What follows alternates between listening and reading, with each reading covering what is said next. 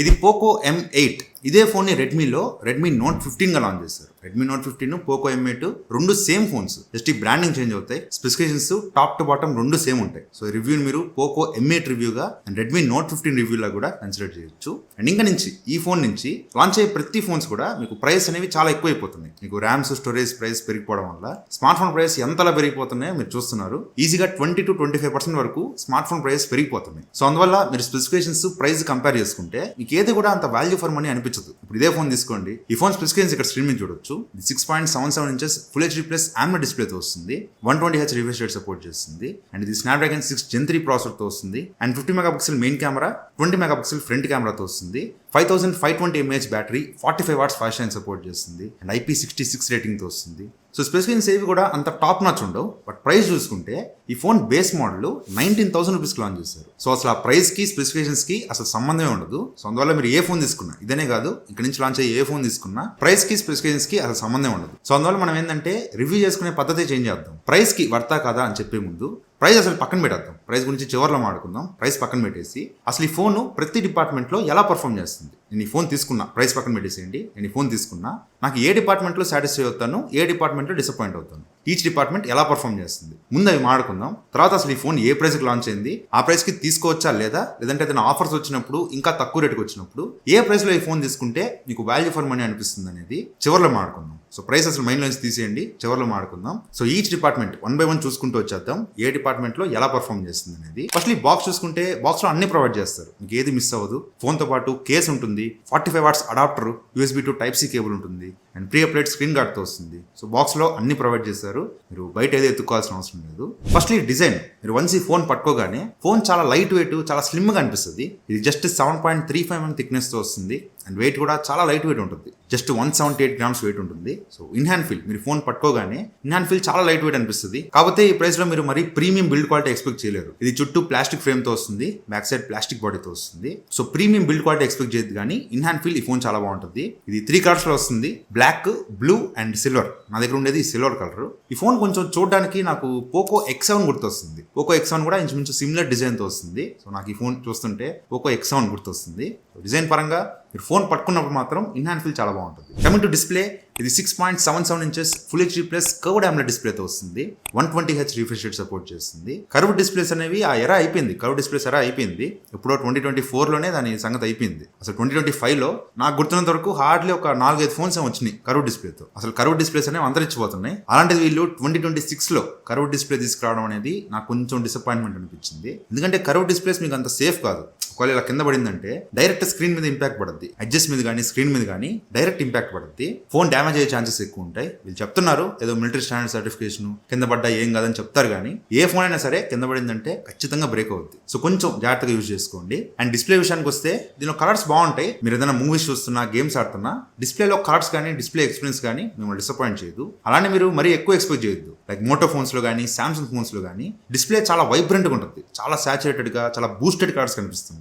So ఆ లెవెల్లో మరి అంత వైబ్రెంట్ డిస్ప్లే, మరి అంత క్వాలిటీ డిస్ప్లే దీనిలో ఎక్స్పెక్ట్ చేయొద్దు. దీని అంత ఆ లెవెల్లో ఉండదు, కానీ డిస్ప్లే క్వాలిటీ దీనిలో ఓకే బాగానే ఉంటుంది. కలర్స్ కానీ ఎవ్రీథింగ్ బాగానే ఉంటుంది. మరి అంత సాచురేటెడ్ కలర్స్, వైబ్రెంట్ కలర్స్ రావు, కానీ డీసెంట్ కలర్స్ వస్తుంటాయి. డిస్ప్లే ఎక్స్పీరియన్స్ మిమ్మల్ని డిసప్పాయింట్ చేయదు. కాకపోతే ఒక నెగిటివ్ ఏంటంటే దీనిలో HDR సపోర్ట్ లేదు. మీరు యూట్యూబ్లో ఎక్కడైనా HDR వీడియోస్ చూడాలంటే HDR సపోర్ట్ దీనిలో లేదు. సో ఇదొక్కటి మీరు కాంప్రమైజ్ అవుతా అనుకుంటే డిస్ప్లే దీనిలో బాగుంటుంది. ఈవెన్ బ్రైట్నెస్ కూడా ఇది high brightness mode around 1000 nits దాకా వస్తుంది. ఈవెన్ మీకు సన్లైట్ విజిబిలిటీ కూడా మరీ హార్ష్ సన్లైట్ లో మీకు కనిపించకపోవచ్చు, కానీ కొంచెం ఈవినింగ్ టైంలో లేదంటే మార్నింగ్ టైంలో ఆ సన్లైట్ విజిబిలిటీ మీకు బాగానే ఉంటుంది. అండ్ ఈవెన్ సౌండ్, ఇది స్టీరియో స్పీకర్స్ తో వస్తుంది, డాల్బీ అట్మాస్ సపోర్ట్ చేస్తుంది. ఈవెన్ వాల్యూమ్ బూస్టర్ కూడా ఉంటుంది. 300% వరకు వాల్యూమ్ బూస్ట్ చేసుకోవచ్చు. 300% అంటే వాల్యూమ్ అసలు దద్దరిల్లిపోద్ది, ఆ లెవెల్ ఎక్స్పెక్ట్ చేయొద్దు. వేరే ఫోన్స్ లో 100% వాల్యూమ్ ఎంత ఉంటుందో దీనిలో 300% వాల్యూమ్ అంతే ఉంటుంది. ఏదో పేరుకి ఇచ్చారు, కానీ అదేమంతా ఎక్కువ వచ్చేది. అండ్ ఈవెన్ డాల్బీ అట్మాస్ కూడా మీరు మోటో ఫోన్స్ లో వాటిలో చూస్తారు కదా, ఆ లెవెల్లో ఎక్స్పెక్ట్ చేయొద్దు. కానీ దీనిలో సౌండ్ క్వాలిటీ అయితే బాగానే ఉంది. ఈవెన్ స్టీరియో సెపరేషన్ కూడా బాగుంది. సో డిస్ప్లే అండ్ సౌండ్ క్వాలిటీలో మీరు అంత డిసప్పాయింట్ అవ్వరు. ఇక్కడ వరకు బాగానే ఉంది. కమింగ్ టు పర్ఫార్మెన్స్, ఇది స్నాప్డ్రాగన్ 6 Gen 3 ప్రాసెసర్తో వస్తుంది. ఇది మీకు మీడియాటెక్లో చెప్పాలంటే మీడియాటెక్ డైమెన్సిటీ 7300 ప్రాసెసర్కి కొంచెం దగ్గరగా ఉంటుంది. 7300 ప్రాసెసర్తో ఎన్ని ఫోన్స్ లాంచ్ అయ్యో మీరు చూసే ఉంటారు. లాస్ట్ ఇయర్ చాలా ఫోన్స్ వచ్చినాయి. మీకు 10,000 దగ్గర స్టార్ట్ అయ్యి 25,000 రూపాయల దాకా చాలా ఫోన్స్ లాంచ్ చేస్తారు. ఇంచుమించు అదే పర్ఫార్మెన్స్ ఈ స్నాప్డ్రాగన్ 6 Gen 3 ప్రాసెసర్లో ఉంటుంది. కాకపోతే నేను ఆ ఫోన్స్ యూజ్ చేసే కదా 7300 ఫోన్స్, వాటిలో ఉన్న గేమింగ్ ఎక్స్పీరియన్స్ కానీ ఆ యూజ్ చేస్తున్నప్పుడు ఆ పర్ఫార్మెన్స్ కానీ నాకు దీనిలో ఎందుకో తగ్గినట్టు అనిపించింది. అది నేను కంప్లీట్గా ప్రాసెసర్ మీద కూడా బ్లేమ్ అయ్యాను. నాకు ప్రాసెసర్ కన్నా వీళ్ళు ఆప్టిమైజేషన్, మెయిన్గా యూఐ వీళ్ళు హైప్రోఎస్తో వస్తుంది. నేను చివరిలో చెప్తాను. ఆ హైప్రోఎస్ కొంచెం ల్యాగ్ అవుతున్నట్టు అనిపించింది. దానివల్ల నాకు పర్ఫార్మెన్స్ డౌన్ అయినట్టుంది. కానీ యాక్చువల్గా ప్రాసెసర్ కొంచెం డీసెంట్ ప్రాసెసరే. Android benchmark score around 8 lakhs దాకా వచ్చింది. క్యాజువల్గా ఫోన్ యూజ్ చేస్తుంటే మాత్రం ఈ ఫోన్ బాగానే పర్ఫార్మ్ చేస్తుంది. కాకపోతే మీరు little bit heavy multi tasking చేయాలన్నా, ఫాస్ట్గా మల్టీ టాస్కింగ్ చేయాలన్నా, ఒక యాప్ నుంచి ఇంకో యాప్కి ఫాస్ట్గా స్విచ్ అవుతా, ఏదైనా డేటా కాపీ చేసి అక్కడ పేస్ట్ చేయడం, ఇట్లా ఏదైనా ఫాస్ట్గా చేస్తుంటే మాత్రం మీకు దీనిలో ల్యాగ్స్ నోటీస్ చేస్తారు. నేను చాలాసార్లు నోటీస్ చేస్తాను, ల్యాగ్ అయిపోతూ ఉంటుంది. అలా కాదు నేను బేసిక్గా యూజ్ చేసుకుంటా, క్యాజువల్గా ఫోన్ వాడతా అనుకుంటే మీకు దీనిలో పని కానిచ్చేస్తుంది, ఇబ్బంది లేదు. కాకపోతే గేమింగ్ జోలికి మాత్రం అస్సలు వెళ్ళొద్దు. దీనిలో గేమింగ్ పర్ఫార్మెన్స్ నాకు అస్సలు నచ్చలేదు. ఇది నేను BGMI టెస్ట్ చేశాను. BGMI super smooth extreme support చేస్తుంది. అంటే 60 FPS, 90 లేవు, 120 లేవు, జస్ట్ 60 FPS సపోర్ట్ చేస్తుంది. అది కూడా మరీ దారుణంగా ఉంది. మీరు ఒక డెత్ మ్యాచ్ కూడా కంప్లీట్ చేయలేరు, ఒక కిల్ కూడా పడదు. మీరు ఎనిమిది దగ్గరికి వెళ్ళగానే మీకు ఫ్రేమ్స్ డ్రాప్ అయిపోతాయి. వాడు ఎప్పుడు కాలుస్తున్నాడో, ఎక్కడి నుంచి కాలుస్తున్నాడో కనిపించదు, కాల్ చేస్తారు, మళ్ళీ రిస్పాన్ అయిపోతాం. సో గేమ్ ఆడుతున్నప్పుడు నేను ఒక డెత్ మ్యాచ్ కూడా కరెక్ట్గా కిల్స్ చేయలేకపోయా. అసలు దారుణంగా లాగ్ అవుతుంది, దారుణంగా స్ట్రక్ అవుతుంది.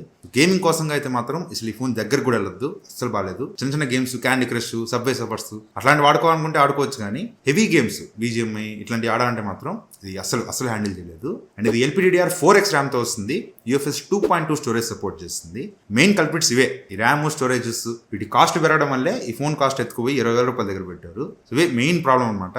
సో వీళ్ళు తీసుకురావడం కూడా కాన్ఫిగరేషన్ తగ్గించారు. సో ర్యామ్ అయితే హెవీ యాప్స్ని మెమరీలో ఉంచుకోవట్లేదు. ఈ BGMI పెద్ద యాప్స్ అయితే రిమూవ్ చేస్తుంది. బేసిక్ యాప్స్ మాత్రం మెమరీలో ఉంచుకుంటుంది, ప్రాబ్లం లేదు. అండ్ బ్యాటరీ ఇది 5520 mAh బ్యాటరీతో వస్తుంది. బాక్స్లో 45 watts అడాప్ట్ ఉంటుంది. దాన్ని బట్టి ఛార్జ్ చేస్తే ఫుల్ ఛార్జ్ అవడానికి అరౌండ్ 1 hour 30 minutes దాకా టైం పట్టింది. ఇది కొంచెం ఎక్కువ అనిపించింది. వీళ్ళు ఇంకొంచెం ఫాస్ట్ ఛార్జింగ్ ఇచ్చుంటే బాగుండేది. And even screen on time కూడా నాకు around 6 hours 20 minutes screen on time వచ్చింది. ఇంకా 20% బ్యాటరీ మిగిలింది. ఇది కూడా నేను చాలా బేసిక్గా యూజ్ చేశాను, అంత హెవీగా కూడా యూజ్ చేయాలి. ఒక 3 hours జియో హాట్స్టార్లో ఏదో సినిమా చూశాను, ఒక 2 hours యూట్యూబ్ చూశాను, అక్కడే 50% డ్రాప్ అయిపోయింది. అండ్ కెమెరా యూజ్ చేసా, ఒక 1 hour కెమెరాస్ యూజ్ చేశాను. అండ్ ఒక 15 minutes ఏమో BGMI ఆడాను, అంతే అయిపోయింది, 20% వచ్చేసింది.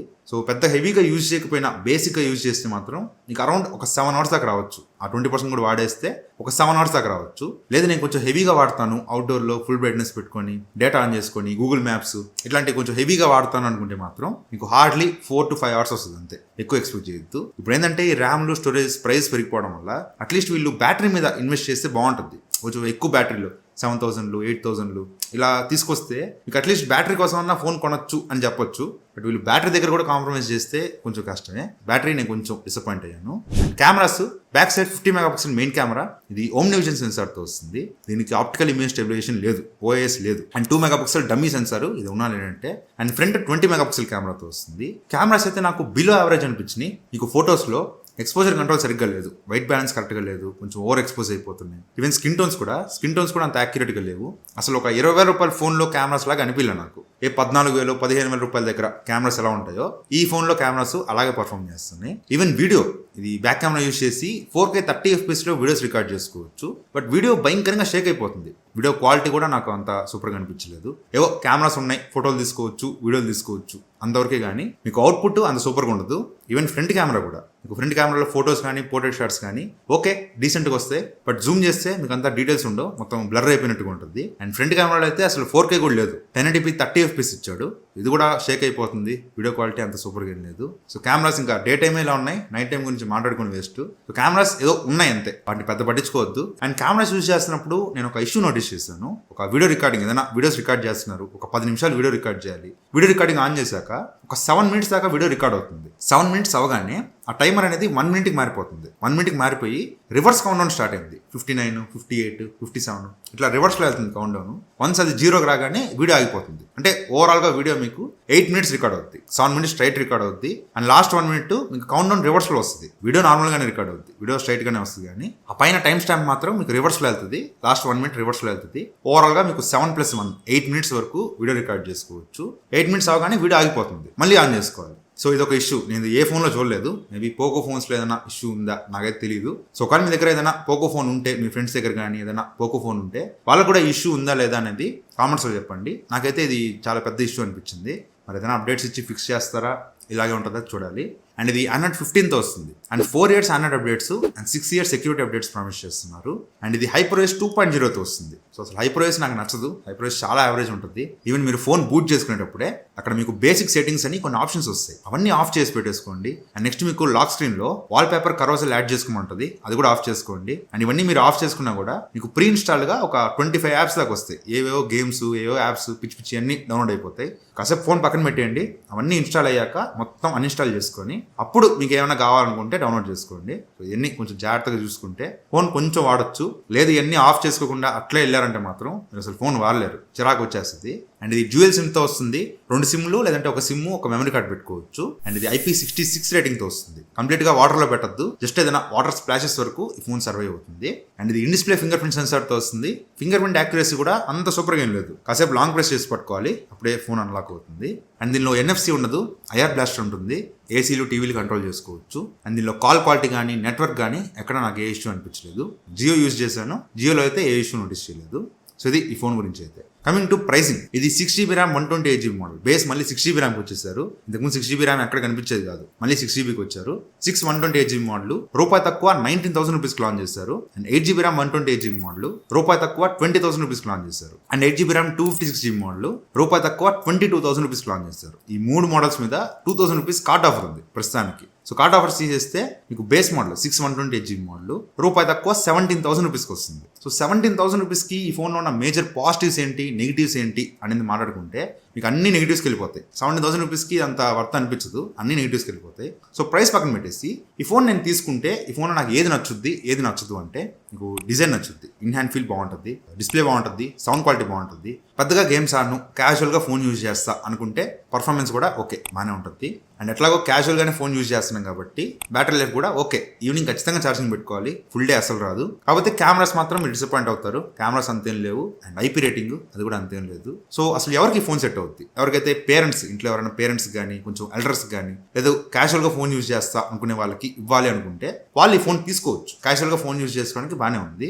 బట్ 17,000 రూపీస్ పెట్టి ఈ ఫోన్ తీసుకోవచ్చా అంటే నాకైతే 17,000 రూపీస్ వర్త్ అనిపిలా. మీరు ఒక 1 year ఓల్డ్ మోడల్స్కి వెళ్తే 17,000 రూపీస్కి దీనికన్నా అన్ని ఫోన్స్ మీకు బెటర్ అనిపిస్తాయి. అట్లీస్ట్ 2 డిపార్ట్మెంట్స్లో, డిస్ప్లే, పర్ఫార్మెన్స్, కెమెరాస్, బ్యాటరీ, ఈ 4 డిపార్ట్మెంట్స్లో అట్లీస్ట్ 2 డిపార్ట్మెంట్స్లో దీనికన్నా బెటర్గా పర్ఫార్మ్ చేసే ఫోన్స్ మార్కెట్లో చాలా ఉన్నాయి, వాటికి వెళ్ళిపోవచ్చు. రేపొద్దున ఏదైనా సేల్స్ వచ్చినప్పుడు ఇది ఒక 15,000 రూపాయల లోపు, 15,000 రూపీస్ లోపు వస్తే మాత్రం ఈ ఫోన్ తీసుకోవచ్చు. యాక్చువల్గా 15,000 రూపీస్ కూడా ఎక్కువ ఈ ఫోన్కి. బట్ ఇప్పుడు ఈ ర్యామ్స్, స్టోరేజ్, ఈ ప్రైస్ పెరిగిపోతున్నాయి కాబట్టి 15,000 రూపీస్ ఈ ఫోన్ పెట్టడం అనేది ఓకే. బట్ అంతకుమించి ఈ ఫోన్కి అయితే పెట్టద్దు. 17,000, 18,000, 20,000 అంత ఈ ఫోన్ పెట్టద్దు.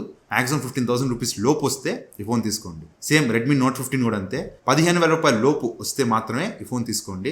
అంతకుమించి పెట్టాల్సిన పని లేదు. ఎందుకంటే 20,000 రూపాయలు ఈ ఫోన్ మీద పెట్టే బదులు 20,000 రూపాయలకి మీకు మార్కెట్లో 1 year ఓల్డ్ మొబైల్స్ చాలా ఉన్నాయి. 1 year ఓల్డ్ అంటే 2025 మోడల్, లాస్ట్ ఇయర్ మోడల్స్. మీకు 20,000 రూపాయల దగ్గర చాలా మంచి ఫోన్స్ ఉన్నాయి. సో 20,000 రూపాయలకి ఈ ఫోన్ తీసుకోవడం అనేది అంత వర్త్ కాదు, స్కిప్ చేసేయండి.